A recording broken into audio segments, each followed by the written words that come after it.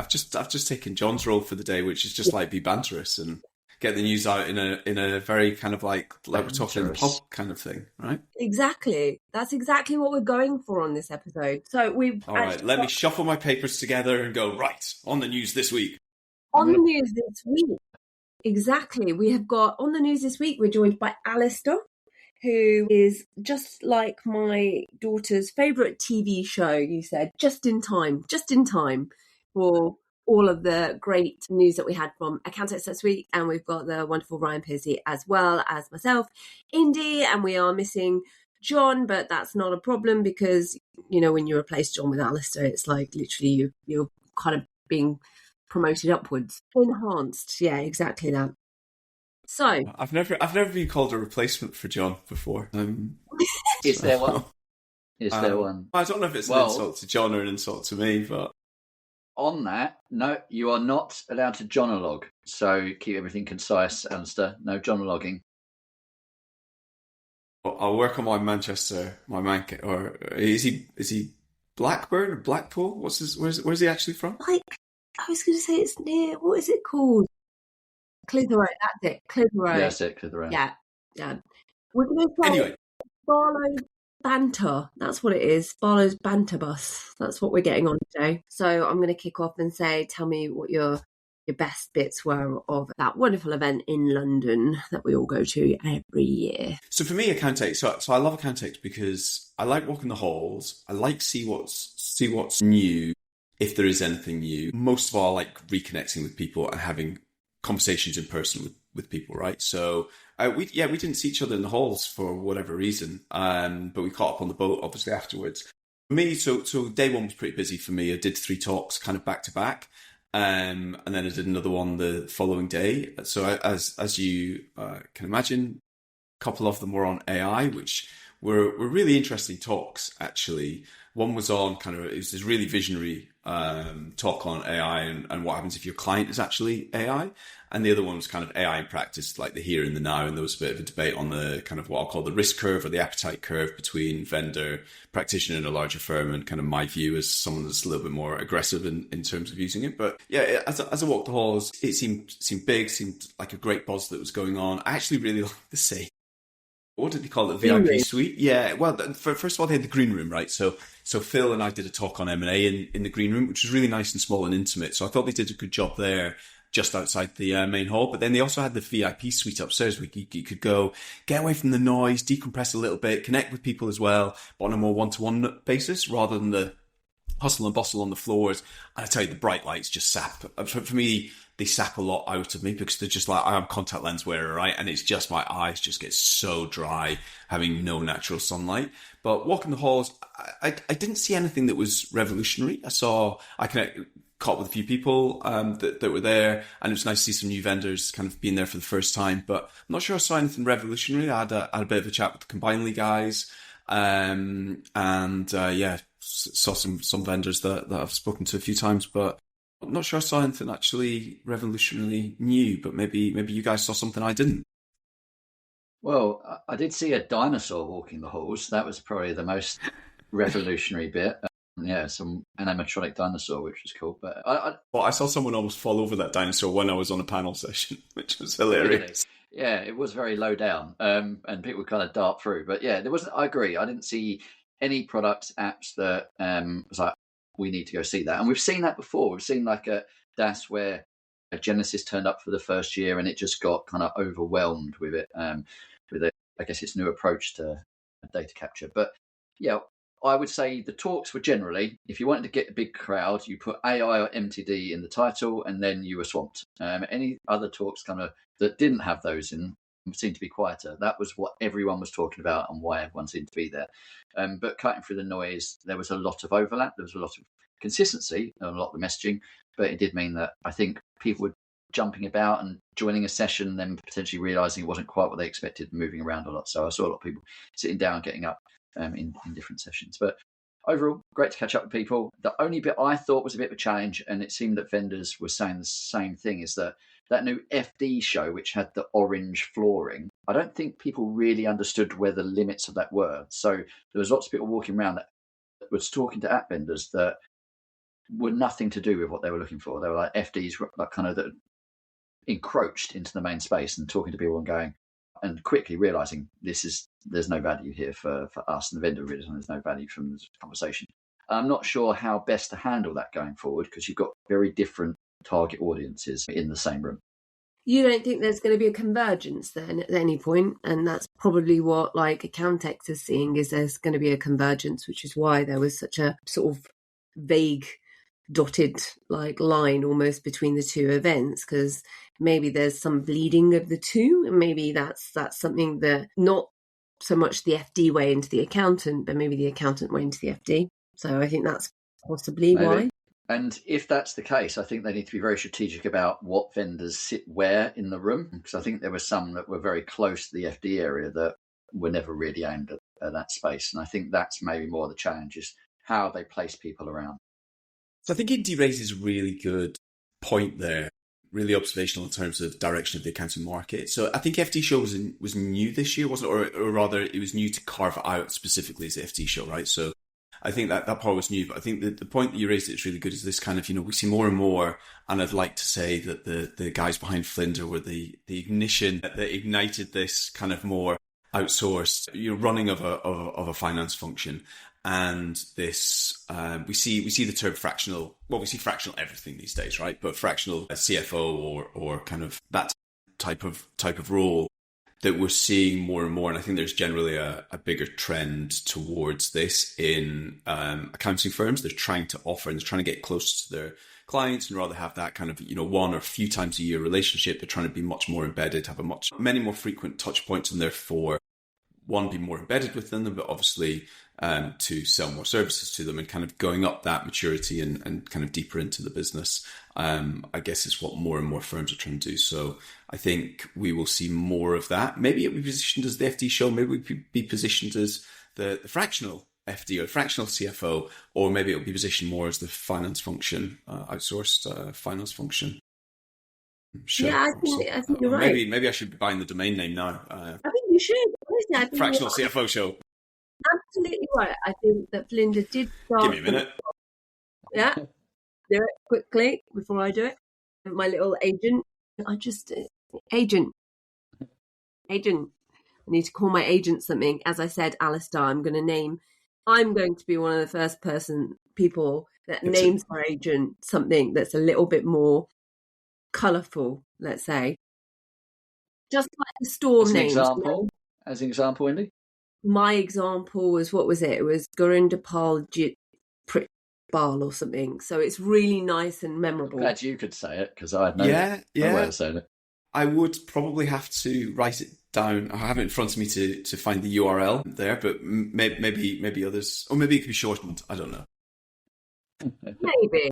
I mean, I think that one of the things we need to see a lot more, maybe AIs that come out that have some more diverse names. That's what I'm asking for. Some diverse. I say that, and nobody can ever spell Alastair, right? And I see all sorts of weird and wonderful ways of Alastair being spelled. But there is actually Alastair.ai, because my good friend Stuart McLeod, who's building Archie, obviously ex-founder of Carbon, actually bought the domain Alastair.ai and gifted it to me as a present. So Alastair.ai is sitting in the wings to do something.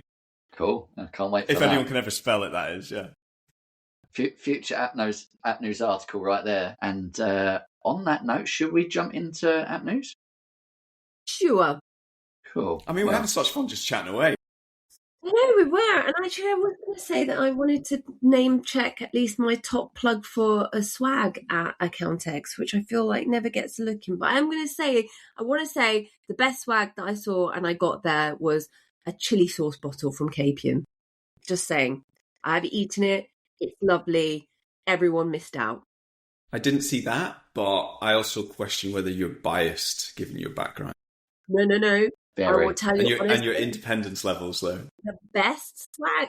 If you know me and you know, like, okay, I love my chili sauce, but this was good sauce. It's a good swag. Come on. I tell you one thing. For the last few years at events, I've always gone over to the Sift Analytics stand because they have this amazing braai rub. And I absolutely love having it on. You know, braai is like a South African for a barbecue, a get together and eating lots of meat, right? And so they have this spice, so this rub that you put on meat, and it's incredible. Shout out to Sift and the Xero guys for their spice. Cool. Oh my God, I'm going to go and try that next time. That sounds really good. Go. Well, Ryan, how about you? Well, the best swag I saw, what seems to have gone around LinkedIn, is the little bus from Free Agent. That seems to be, for some reason, Very cute. hyped up and loved. And I love the little toys for kids. I'm a sucker for getting Yeah, I some for the did like kids. also the little fidget spinner that I got on the fishbowl pen, which my daughter loves and has taken with her on her confidential. I actually made a purpose this year of not getting swag, because in years gone by, I think I did a supermarket sweep with Lucy Cohen a few years ago, where we did a 30-minute walk and talk, and we went to every single stand and said, what do you have? And we picked up one of everything and put it in a bag and had this massive haul. But in the interests of being friendly for the environment, and also not having to take stuff on the train home, I opted not to get anything. But that's why I love my chili sauce, because like, look, I'm consuming it. It's great. And then I can recycle the bottle. How great. Here we go. Yep. No Sounds bias at good. all. Hey guys, have you heard about Free Agent, the MTD solution that will keep your practice ahead? Prepare your practice and clients to get MTD done with Free Agent's HMRC recognised MTD solution for sole trader, landlord and CIS clients. Submit quarterly updates and file final declarations directly to HMRC. Simple digital record keeping with AI-powered technology, bulk actions and auto submissions that speed up your admin. Manage MTD compliance for landlords at scale with clean ownership splits and property level reporting. And they're not just for freelancers and micro businesses. Free Agent scales seamlessly to spotlight what matters and streamline admin for all your clients, from startups to well-oiled machines, whether they have 20 employees or 2. Perhaps you've caught them on our latest episodes of The Digital's In a Cruel World. Free Agent are proud sponsors of the Digital Disruptors, so give them a look up when you get a chance.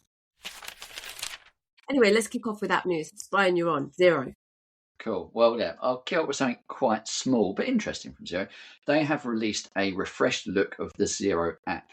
Now, essentially, it's got the same functionality pretty much off the bat, but they have redesigned the menu and how everything's grouped together, simplifying, I guess, the navigation.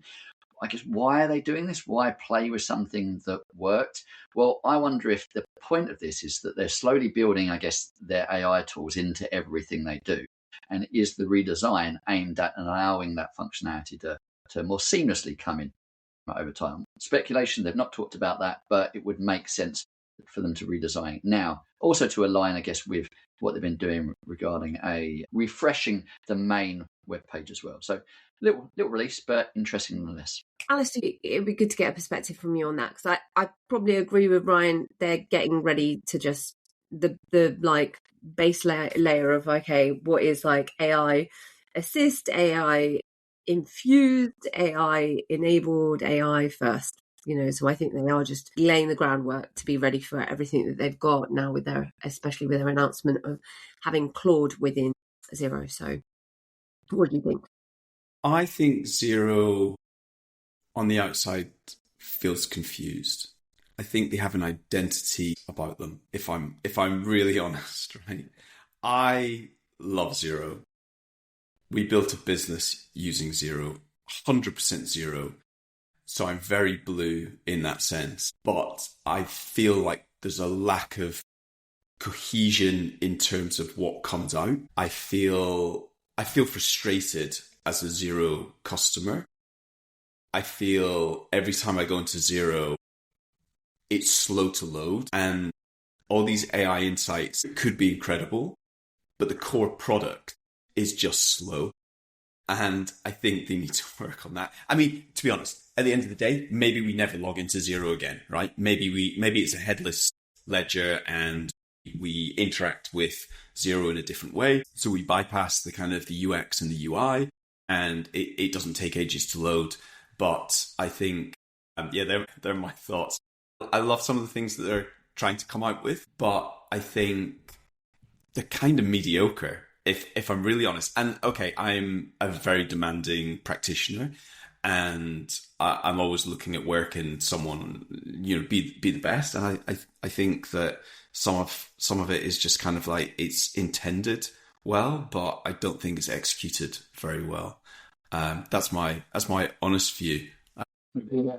Interesting if they come a headless like ledger, considering they were it wasn't that long ago, they were the beautiful accounting software, right? So that'll be one heck of a transition. But yeah, I mean, I think it's interesting, right? So if you look at the concept of what was it, beautiful accounting or beautiful accounting, that talks about the user experience. It doesn't talk about the outputs. Ultimately, we want outputs, and I guess the beautiful aspect of it was, in order to get the outputs, you have a nice journey, a nice process along the way. I disagree to some extent, because if you go, we just want outputs, we might as well go back to like a grid-like disgusting format where it's very efficient, but it's really hard to penetrate and use effectively. What Xero essentially did, and what they lent into with that beautiful account software, was make it really easy for people to interact with it, to navigate it. And you can smirk, but that was what their aim was, right, early on. And what's what they lent into. And I think that did change, I guess, how people interacted with their finance software. It took it away from being just accountants to actually business owners. And maybe they have lost their way slightly. I think some of the navigation changes probably lends into that to some extent. But that was what their core was not that long ago. Yeah, maybe I misrepresented what I meant by that. What I meant by just outputs is I don't necessarily mean like, you know, an ugly interface if it's faster. What I more meant is we're interested in the outcome, and if we can shrink the process in the middle via headless or whatever it might be, then it's actually what we care about is reporting to the client and having conversation with the client. We don't sit there. We don't become accountants because we can spend a lot of time tapping away at buttons on a general ledger. We actually want to do the back end part of it. That's what I meant by kind of, output focused or outcome focused. I'm going to stay with Xero. So they've offered Xero business coaches that will help with the onboarding piece. It's been greeted with a lot of skepticism, maybe fear mongering, a bit clickbaity. Whether Xero are then suddenly going and bypassing the accountants altogether and going direct to business. And same thing that we heard like way back when with QuickBooks, but I think this is just conjecture. So, Indi, I think this is a really great example of what I was saying before about a little bit of confusion in what the strategy is, and the cynic in me says, are they pulling in these features to help their end user, end customer, the accounting firms, right? Or are they throwing AI mud at the wall for their share price? And this is the cynic in me going, like, I just, as a practitioner, someone that ran a firm, are these the highest priority things that they can be doing? What do you think? I mean, you're right. They also did the benchmark thing this week. So they obviously had the benchmark analytics. I can share my thoughts on that as well. You can share your thoughts on that. And I think, like you said, maybe this is like, is it the right focus priority? We saw last year was a big year for payments, big year with Stripe, big year was all around Xero tap to pay. Everything was all about making sure that payment piece was handled and done. This year, it feels like it's for Xero, the year of kind of like shaping that AI piece. And I don't know if that AI piece is focused solely at accountants or actually just extending it right the way through to businesses as well.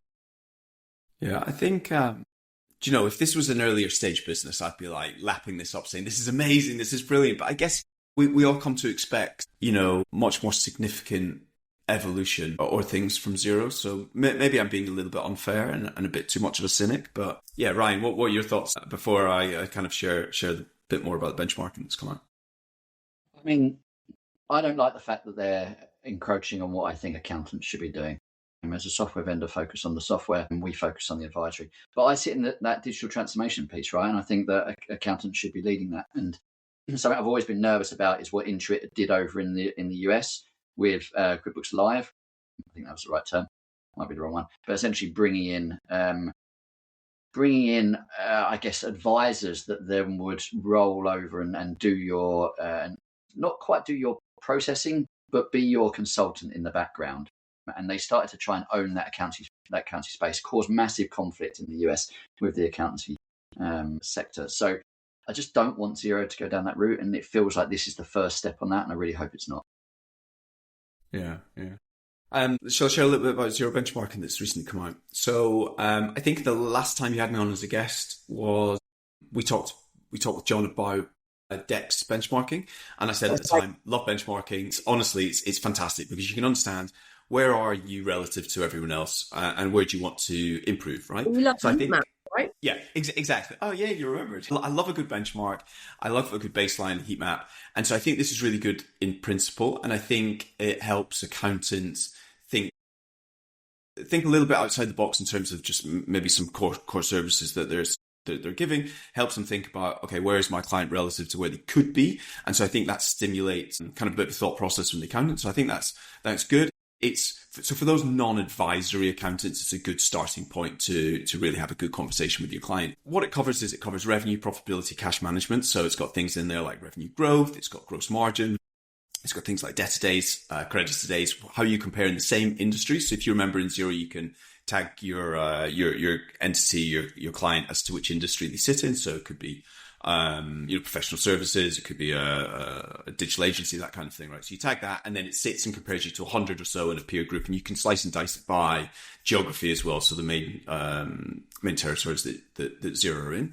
So it can compare you. There's a bit of a visualization where you can see on a slider as well, and then you can get some AI insights to help you kind of think about how you could take to your client and have a think about it. I think you can hide a bunch of metrics that aren't relevant to you as well, and of course you can download it, send it to your client, all that sort of stuff. So that's what it is. I think in principle this is really good because it helps more of the profession shift a little bit to having more constructive conversations about overall business improvement. I don't know if you guys have tried it or not. I tried to try it. So any of the Xero entities I personally have, I'm not on the right license for it. So there's a restriction there on licenses, right? And so that's one thing. It takes you over to a Sift Analytics domain with a Xero subdomain. And so I feel, even though it looks the same product, I now feel like I'm in a different environment, a different product, and I've been taken away from my natural environment. And it's slow. I've mentioned that before. It's a little clunky. If you want to switch companies and see a different company's benchmark in your portfolio, you have to go back to the main Xero and then choose the company and then go back out into the Sift Analytics. It just feels a little slow to load. As I say, I'm demanding. I want more and more and more. You know, if you've got an advisory background, you'll have done benchmarking long before this comes along. But I think in general, this is a good thing for the profession. I think it's a good thing they've released. I'd like it to be faster. I'd like the UX to be a bit more seamless. But I think actually the bigger question is, and maybe one of for you guys is, what does this mean for the likes of Spotlight and Fathom? You know, when they're bringing more into the price, not my price point, but more into a bundled service that, you know, competes with some of the apps in the ecosystem like Spotlight and Fathom. And there's a proprietary data set there that Sift Analytics or Xero are bringing into the mix that you can take to your client that Fathom and Spotlight don't have unless you have it in your practice. So yeah, what does it mean for them? What do you guys think? Well, I think when Sift was acquired, I think they must have been looking over the shoulder, right? Because they knew something like this would happen. I think a good positive is actually the speed that Xero seemed to have embedded Sift. Because if you look at what happened with HubDoc, it always sat on its own. And now you've kind of got these analysis analytics, you've got benchmarking, all of those more advanced functionality that sat in Sift is starting to feed its way in. I agree with you. At the moment, it doesn't feel slick in certain areas. It feels like you've moved somewhere else and you kind of lose that experience. But overall, it's generally a positive. The bit I would say is you still have, in certain areas, benefits of using an app. There is always going to be a benefit of using an app if you need to deep dive or take to a new level. But reporting has definitely been a big push for Xero since the Sift acquisition. Plus, what they're doing with the OCR, with the bills extraction, that's pushing into kind of what Dex and auto-entry data Molino, etc. used to do. Yeah, I mean, they're encroaching. But they're also still evolving things. So I've got something from, I guess my last bit from Xero is they have released now the Xero. It's a Xero session, isn't it? This is literally, we should be sponsored by Xero. Well, but not based on your grilling of them. Yeah, an independent view of the market. That's what we are. It is indeed. And so what they have released is the Xero Partner Hub, which I think we talked about in a previous episode, but is now going live from the 15th of June, where it's essentially Xero HQ, but now embedded with JAX. That's my understanding of it. It's not really taking it to a new level, but once again, redesigning that core layer. So they've done it with the Xero Blue. They've done it with now the app. They've they're now doing it with what was Xero HQ. I wonder if they're ever going to get rid of my green Xero, because that seems to have was promised maybe a decade ago, and it's still there in the background because they're not moved all functionality in Xero HQ. But I wouldn't say this is a huge shift. Once again, they're rebuilding the underlying platform. Think of what Intuit have done, moving from QuickBooks Online to now the Intuit platform. I think they're just enabling their system to work more effectively with AI. That's my take on this one. I think they're streamlining. They're probably trying to cut loads of development out so they can make the core product faster. Well, they need to, by the sounds of it. Yeah, they do. If we want to bash Xero some more, I've got some feedback on the webhooks as well. Maybe we should move on.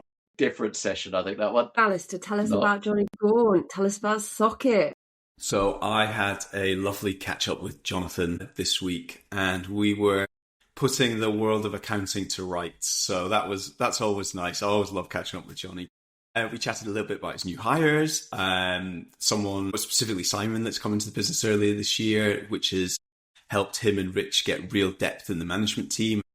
Simon's ex-PwC, ex-Dex product manager, and so he's an accountant. And I love the fact that we have accountants building technology because they really understand the pain points of their ICP. So that's cool. I don't know if you saw the post from Jonathan about where a Socket will be able to take your call transcripts, and they can take it from any note taker. So Granola, Fathom, Vinyl, other note takers are available. And they can take that and they can ingest it into Socket, and they can actually prepare a proposal for you. And I love this, right? Because having been the one at Flinder that did the discovery calls, I'd then convert it into a proposal, and it would be a little bit laborious. And it'd always be like, if I did it straight away, it would be fine. I'd have it all there in my head, and I'd be able to write a really solid proposal, which is really relevant, really touching on the pain points of the client.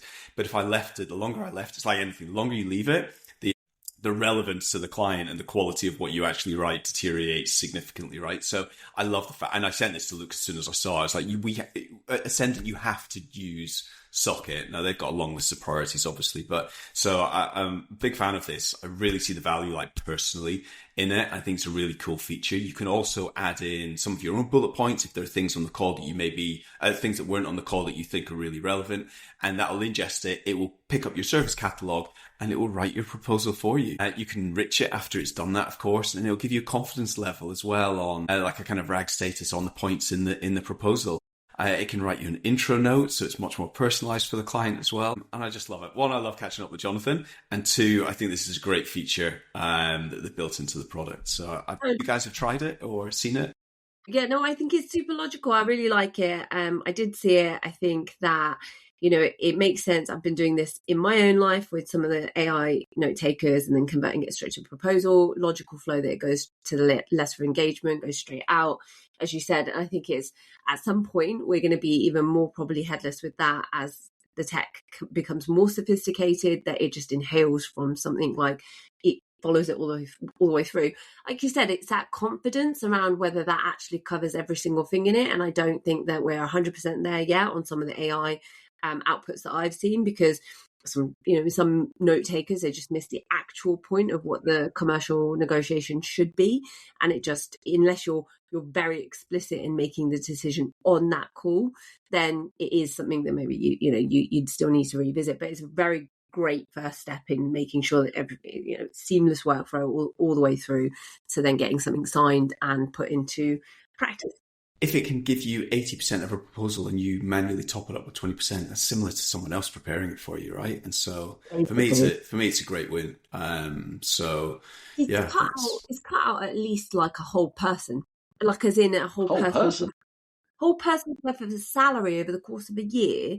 That you would then say, okay, this is what it is. Like, you don't need that's someone that's like suddenly by your left hand side. It's like a clone of you, right?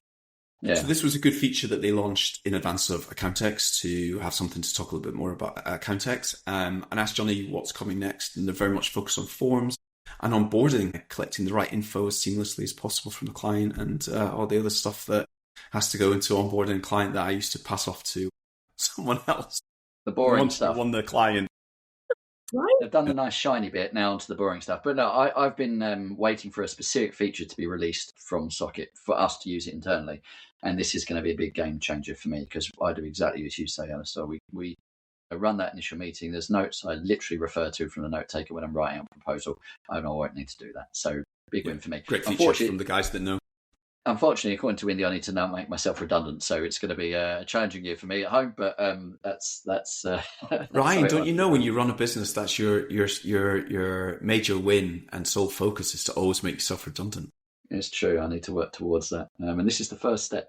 So I've got something from Intuit. They have done their spring 2026 update for Intuit Enterprise Suite. Now, this is obviously a big product. We see this a lot more in the US than the UK, although it is gained some traction in the UK, I believe. And what have they focused on? Well, they're focused now on intercompany transactions, so eliminations, bulk management of transactions across various intercompany areas, and also the auto-categorization and direction of where transactions go from intercompany. Plus, they've moved into enhancing their management reports, so focusing on board packs, because obviously from an enterprise level, this should be what it looks like. So rather than just what's inside the system, client-facing financial summaries and the ability to add calculated fields in a lot of their reports. So rather than just relying on what's in there, being able to code something directly inside the system. They have also, and I think we talked about this not that long ago, they've been refining QuickBooks Online Payroll, and they have transitioned it to Workforce. I don't know why they've renamed it Workforce, but that's what they've done.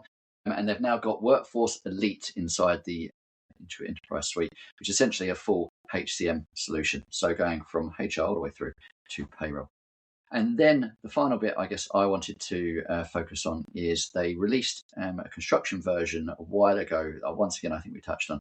They've now really dived deep into the WIP reporting and looking at incremental metrics and construction specific timing from WIP reporting. There's a lot more that's in there, touching on inventory enhancements and purchase orders, sales orders, etc. But those are the big feature releases, and shows really that they're really going after that mid-tier space, because that's something that, like the intercompany especially, and the advanced board reporting, where we're seeing a lot of focus in that kind of the step up from the small business space that you'd normally see QuickBooks in. Nice. That's kind of cool. Yeah, no, it's kind of cool. It's good to see. Fully covered. No comments. What does that say? They're nice. They're going more into. They're seeing more of their original clients evolve. It's probably just a logical part of the how long they've been around, and their clients also having more complex structures. And yeah, they've evolved upwards, because they had QuickBooks Online Advanced that they released, which is kind of pretty much the same as QuickBooks Online, but you could do a little bit more, have a little bit more granularity. And then Enterprise takes it to that new level, and they've really been investing heavily in this space. So I think they see this as an area of growth. They're no longer just playing in the small business space. They're really pushing hard for that mid-tier. It's quite interesting, that, isn't it? Because Xero have come out with their, what's it called? I can't remember the name of it. I think they've launched it initially or to a small base in Australia. Is it £5 to £20 million target audience? So yeah, it's quite interesting. Xero are coming out with that. You don't seen that? Maybe not seen news this for another show. Sneak peek. Is this something that that's actually been announced? I'm sure if you got some insider knowledge from all of your grilling of Xero, they give you like little insights. I think after today they may take me off their mailing list, but no, I love Xero. I love Xero. I'm saying the feedback with the fondest of heart. But no, I think it's public news. I know they quietly while you talk. Well, I know that they have been focusing on an enterprise level. I say no.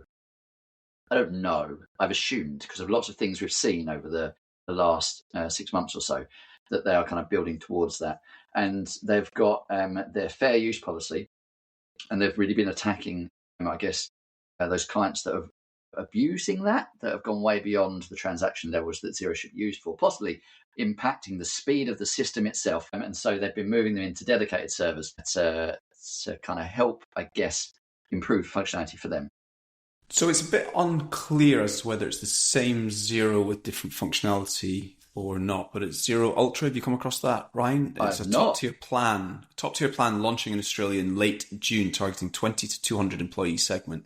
Core features are relatively market agnostic, with UK being another interesting market for them to release in. So yeah, maybe watch this space to see if Xero Ultra comes to the UK anytime soon. Well, but we're not that far away from Xero Con, so maybe this is where Ultra makes its appearance. I feel like we're getting into kind of Marvel Studio. It does feel a bit Marvel-esque, doesn't it? Ultra, the Age of Ultra. Was it the Age of Ultron? Ultron, yes. Yeah, anyway, I'm going to go the other way, actually. Sage has got something, and I'm going to impress you, Alastair, with this as well, because, clearly that worked for you with QuickBooks. It's the other way. It's Sage's MTD agent, or the cost of making MTD more manageable. So they've expanded the MTD income tax agent with client matching and HMR income sourcing matching and quarterly job creation. I won't overdo the marketing angle on this, but the real story is that Sage has launched another MTD tool. And the other, probably even more real story is that MTD is creating enough administrative drag that I guess some of the vendors in our space now need automation just to make the policy workable at scale. So Sage's agent is trying to solve some pain points, which is identifying which clients are in scope, matching HMRC income sources and creating quarterly jobs, spotting the missing data and managing reviews all in one hub. Fairly useful. I think that it is kind of also maybe exposing a little bit of the absurdity of what we're going through, or what most accountants are also going through, being asked to take on some of the, again, low fee sole traders and landlord clients through a more frequent reporting cycle. And there's a lot of criticism of kind of, we're hearing a lot more noise of this, and maybe that's just because it's really starting to bite now. So there's a lot more authorizations, more checks, more chasing, etc. So Sage is doing some damage control, I think. And there's a little bit of a Sage-specific problem as well. I think they talk about a multi-ledger system across Sage Sole Trader, Sage Accounting, Sage 50, and embedded banking partnerships. But the reason for this unifying agent is needed because the underlying estate is fairly fragmented. So the agent hopefully will help. But maybe we're just moving over some of the complexity of the product. So the clearest way I can say this is that Sage has built a working layer that is to make MTD less painful, but is not yet, I guess, it's not proof yet that Sage has solved its own product fragmentation. Does it reduce the cost? Does it, help chasing the clients and protect the margins? I'm not sure yet. So what do we think about that, Alastair? Does MTD create enough useful real-time client insight to justify the quarterly workload, or are most of the accountants that I've read in some of the forums asked to be automating things that are a part of a pointless process? I think Ryan's chomping at the bit to answer that, so I'll let Ryan answer. Sorry, it just came off mute. But I wasn't...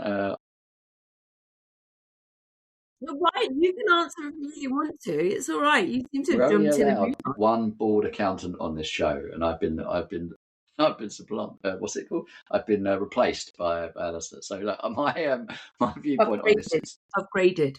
My viewpoint on this is that we're getting an interesting divide in the small business space, where Sage and Free Agent are really focusing their developments on MTD, and Intuit and Xero are focusing their developments on enterprise. Not with, I guess, exclusively ignoring the other direction, but you can see a path. And I find that really interesting. We've kind of got that natural divide now. And whether this solves a lot, I don't know. It's another release that Sage for accounting, especially focusing on how do we solve for the micro businesses. This is our key focus. This is where we're really driving our growth or our target market. Interesting, isn't it? When you look at it, like there are way more very, very small micro businesses in the economy than there are larger businesses. But you think the kind of the price elasticity there, excuse me, at the smaller end is very, very tight in terms of what you can make, and you're probably pricing what's seen by many is a must-have commodity service, and so there'd be pricing pressure on there.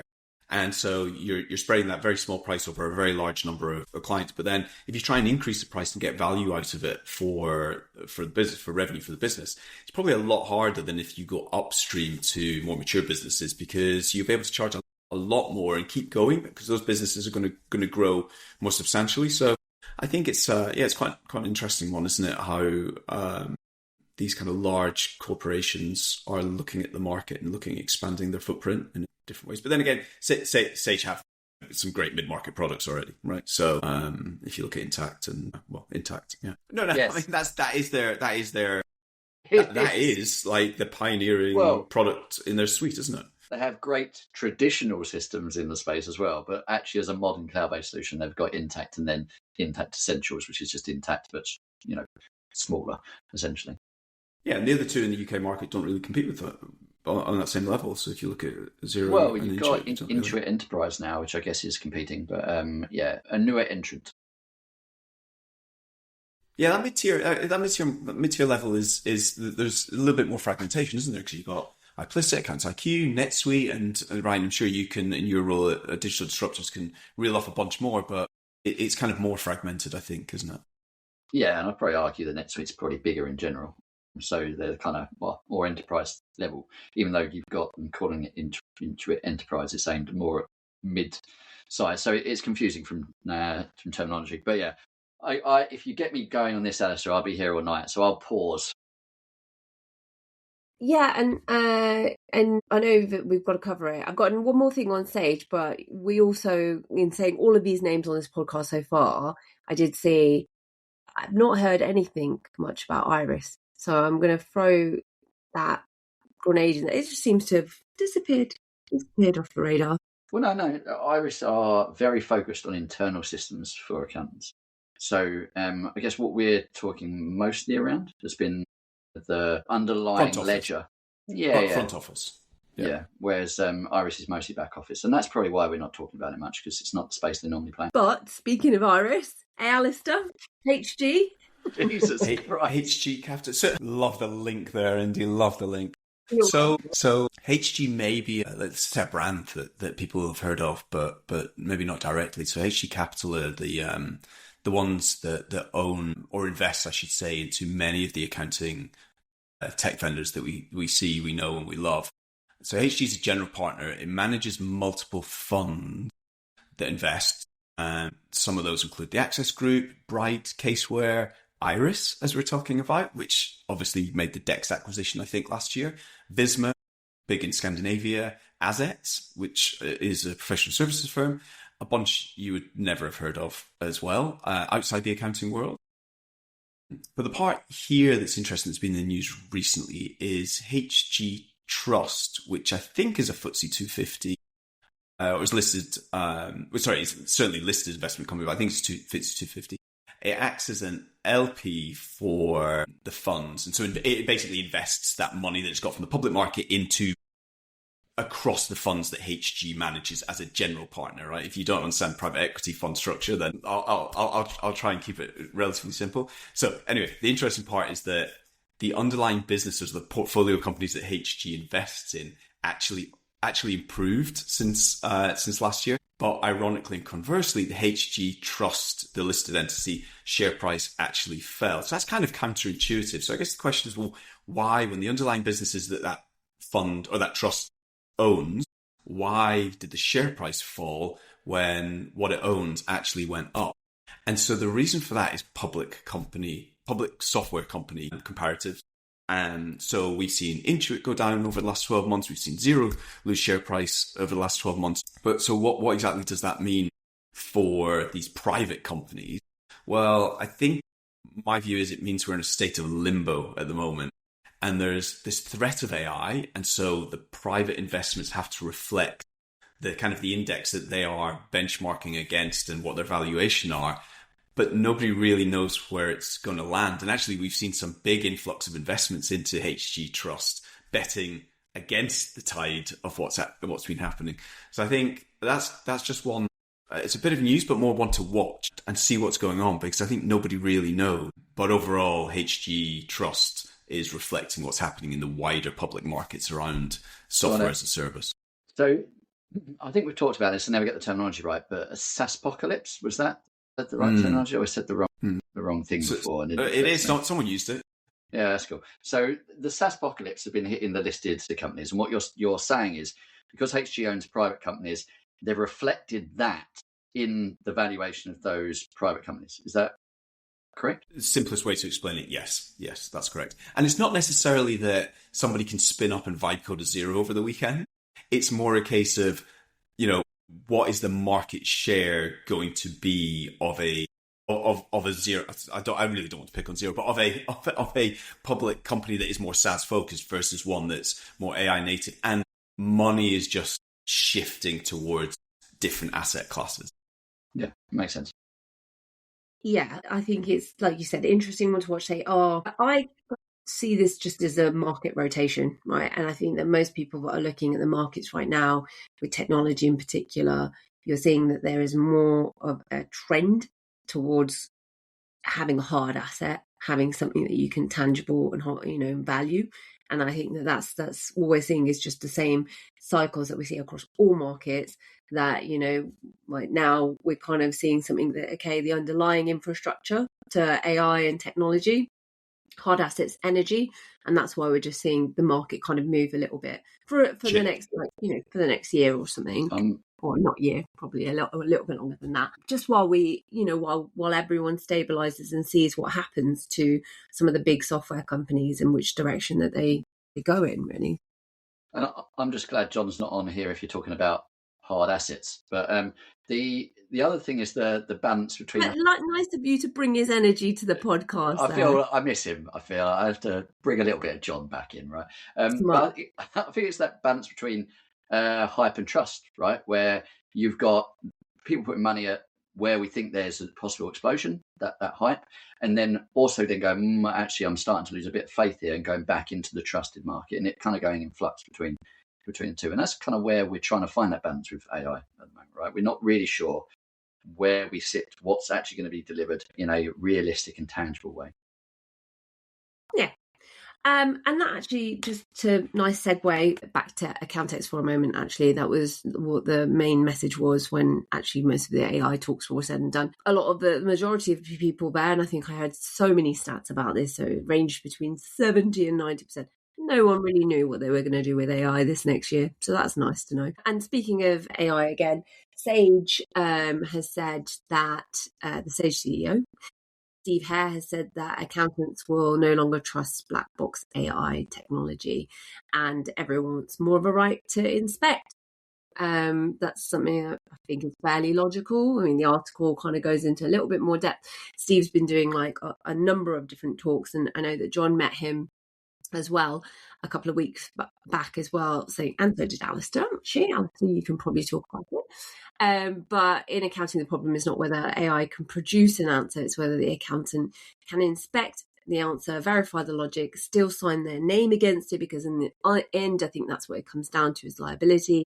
You can't outsource that personal kind of accountability, and unless there's an insurer that's willing to take the risk on.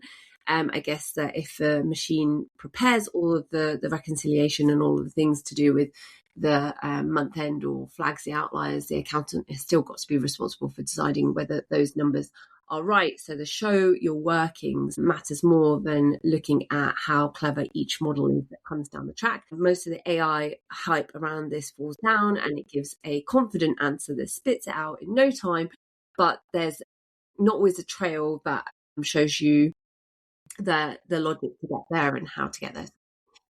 I think the interesting bit is that, yes, okay, AI won't stay invisible inside the subscription forever, but I think the interesting bit for me comes down to pricing, and everyone talks about trust, and I saw a couple of comments online, trust is down to auditability and again the record keeping. For me, and I think touching on what we just said about the markets and how they're changing, I think the compute cost is the money. So I think vendors, in general, are showing that they're moving towards hybrid models where you have core subscriptions, output-based output-based pricing, but also we're going to start seeing things like usage bands and credits, premium AI tiers, wherever that, like that needs to go to, because the pricing isn't fit for purpose right now. I think that's where accountants are going to pay attention, and more closely attention to how that impacts their own pricing model to their customers. There's a gap between, what happens with AI as native feature inside a SaaS big platform that you're already paying for, or those that are specialist AI tools that are built directly on the models themselves. The same task could cost pennies if you're doing it one way or another. And I think people just need to have more of a closer eye on the bottom line. I think until we understand that, the trust is just not going to be there. I don't care about the auditability and all of this sort of stuff. I think once you actually understand the margin that you're making and the marketplace economics, and we said it last time, Alastair, actually you said it last time, is, what did you say? It was the double subsidy. Yeah, double subsidy. So I think the winning AI in accounting won't be the flashiest or the smartest. I think it's going to be a combination of inspectable, auditable, and it just gives you a much simpler version of what the pricing model is and some predictability around that. That's my view. What do you think? Yeah, no, I think spot on most of that. I think one of the talks I did at Accountex, I called out for users of AI products to look for those that are publishing accuracy rates, ask them what they are. And I think the thing to remember is, humans don't get things right every time. But we don't have automation bias when we review a human. We don't just skim over it. We review it because we know they can get things wrong, and we put certain controls in place. And so that'll happen, right? And so we shouldn't necessarily hold AI to a higher level of that. But this black box that we're talking about, what is it spitting out? What are the accuracy rates, and how are we making sure we don't have false positives as part of that process? And being able to have some sort of rationale as to what the decisions, or inverted commas decisions, were. Yeah, spot on. But I'd also say that kind of makes sense for the Sage CEO to say this, right? Because he's trying to get people to want to use Sage, and that's kind of the basis of what they're building and how they're building it. So, I mean, it makes sense, and everything you said makes sense. It's kind of like, does it need to be said? Set a point for a moment. Do you think that actually, like, now there's the CEOs in most of these tech companies and tech outfits, there's more of an expectation for them to have a strong opinion and really understand the guts of what it is that they're handling than before? Because in the past, I don't know if would we have expected Sage's CEO to have a really strong stance on AI in general, and I don't know. Which for me, I mean, it's a core part of their product. He needs to be able to.